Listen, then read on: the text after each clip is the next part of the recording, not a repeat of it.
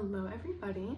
Today we're going to be talking about I Have No Mouth and I Must Scream and the philosophical themes within it that were inspired by Descartes. I Have No Mouth and I Must Scream is a science fiction short story written by Harlan Ellison in 1967, which was later adapted into a video game and comic book series in 1995, both with the help of Ellison, who I have to add is a very petty and controversial author. He's very open about his hatred for humanity and just people in general, and one time when a publisher wouldn't publish one of his stories the exact way that he wanted it, he proceeded to mail this publisher a total of 213 bricks and a dead gopher, which he didn't even pay postage on, by the way. He said that the receiver of this package would pay the postage on it. Let's get right into the story of I Have No Mouth and I Must Scream. This is kind of like an alternate universe where in this world, the Cold War ended up evolving into full-out World War III. Every country essentially started building these war supercomputers, and 3 countries, America, China, and Russia, they found themselves in an arms race, and each country had to constantly improve their supercomputer as to not fall behind the other country. And it all went downhill when one of these master computers gained sentience. And with all the other master computers from all the other countries just kind of honeycombing the entire planet at this point, it was very easy for this sentient master computer to link itself to all the others. Once the sentient master computer was able to link itself into the system, it then gained access to an infinite supply of nuclear weaponry and was able to control basically all of our resources on Earth.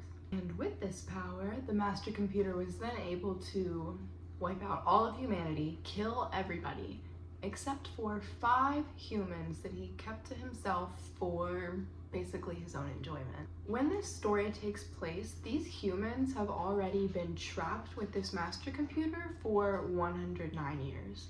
We'll get into how that's possible in a second. First, let's get into the characters of our story.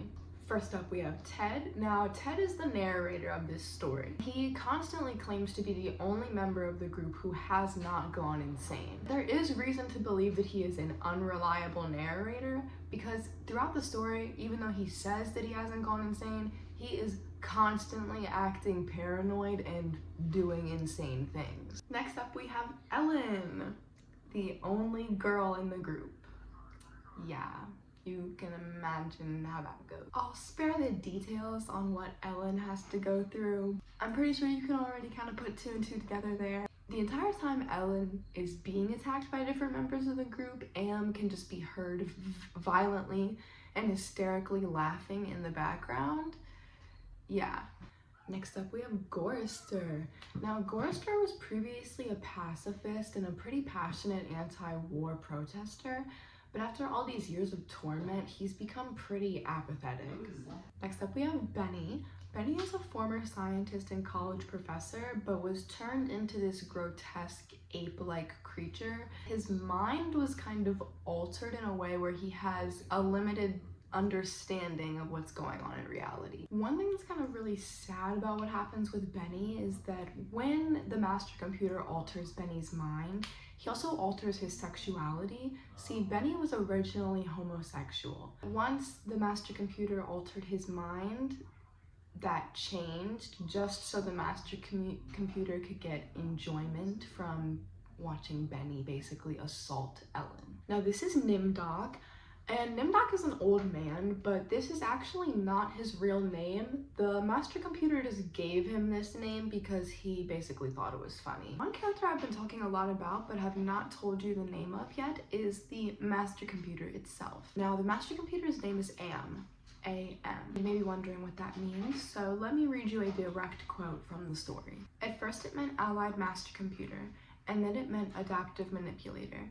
And later on it developed sentience and linked itself up, and they called it an aggressive menace. But by then it was too late, and finally it called itself Am, Emerging Intelligence.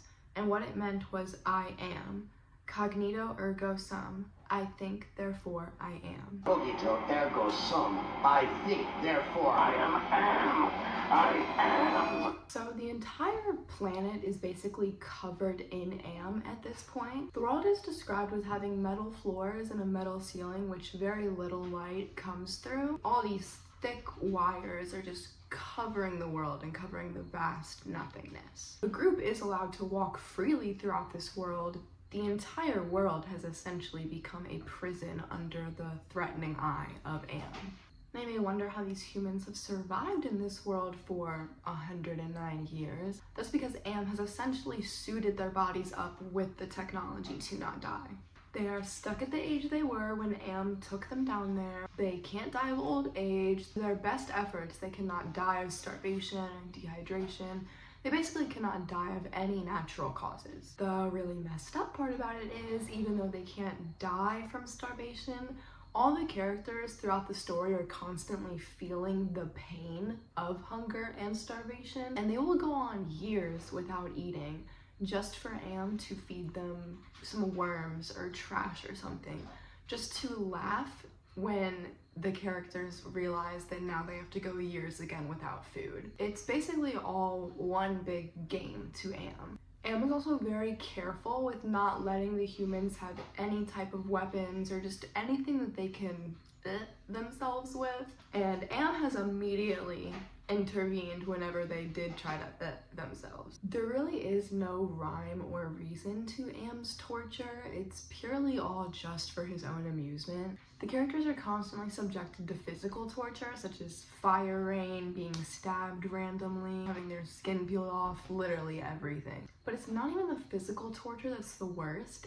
AM seems to find immense joy from mentally torturing the humans. One of AM's favorite things to do each day is announce when a new day has started and then hysterically laugh when the humans cry or feel upset by this. AM will even insert himself into each character's kind of mind, literally mentally torture them from inside here, forcing them to have visions of the worst possible things you could vision. One character where these visions are actually quite interesting is Ted.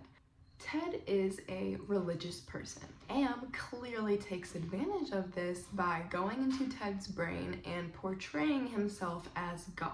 AM throughout the story will turn himself into a burning bush to give Ted a message, or pretend that an angel is flying down from the sky. Just to deceive Ted, Ted ends up into torturous physical situations because of his faith. Obviously, we can already see the correlation with Descartes and I have no mouth and I must scream, just from AM being named AM. And while we have all heard the quote, "I think, therefore I am," I think it's pretty important to delve deeper into the backstory of this quote and the evil demon thought theory. Now, Descartes posited the evil demon theory, which basically depicts an evil being with immense power that deceives you by creating an illusion of the world. This illusion can basically alter anything you perceive: colors, shapes, sounds. This illusion can be very powerful and alter not only things about yourself, but the entire world around you, from the color of the sky to the basic foundations of knowledge, like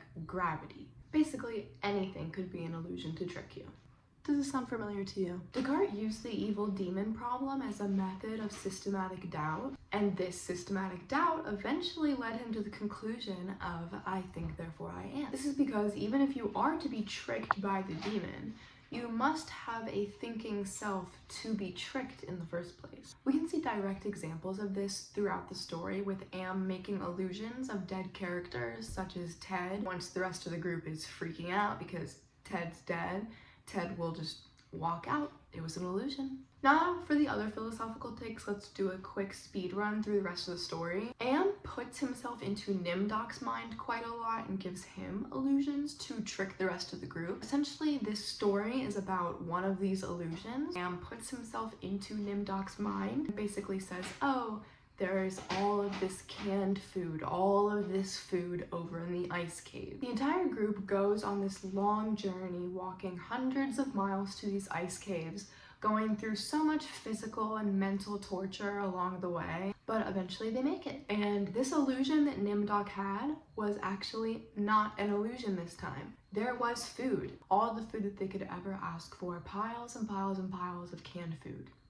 The only problem is there's no can opener. They have all the food they could ever ask for, no way to open it. Benny, who is blinded now, by the way, Am blinded him with a giant pecking bird halfway through the journey. Benny, who has, remember, a limited sense on what's going on in reality, and he is now blind, gets very aggravated by this situation and just starts going crazy. He's primal, he has rage. So then Benny grabs Gorister and bites his face. Gorister lets out this huge shriek, like it is loud. And this yell essentially causes all of these icicles that are on the ceiling to fall down, and they are sharp. And while the rest of the group is obviously horrified, Am is hysterically laughing at this. He thinks this is so funny. But Ted, however, sees a possibility here. See, the only escape possible for our humans, and the only escape that they have been hoping for, is death. That is unfortunately the only happy ending that our characters can have here. So while Am is over here hysterically laughing at this situation, Ted picks up one of those handy dandy sharp icicles and stabs Benny right in the back. Ted then proceeds to stab Gorister, put him out of his misery. Ellen, who catches on to what Ted is doing, grabs an icicle as well off the floor and stabs Nimdok. Now at this point, only 1 second left. Ted does what he has to do, and he grabs the icicle and at a last chance of hope, stabs Ellen. Next, we cut to Ted's fate. Ted is essentially turned into this gelatinous blob creature, unable to hurt himself, unable to speak, unable to do anything but roam around for centuries on end. Am also alters Ted's perception of time. Ted thinks that like 2 seconds is equal to 100 years in his brain. So Ted's torment is essentially infinite at this point. This is a direct quote from the very ending of the story as Ted is narrating us out. Outwardly, dumbly, I shamble about, a thing that could have never been known as human, a thing whose shape is so alien, a travesty that humanity becomes more obscene for the vague resemblance.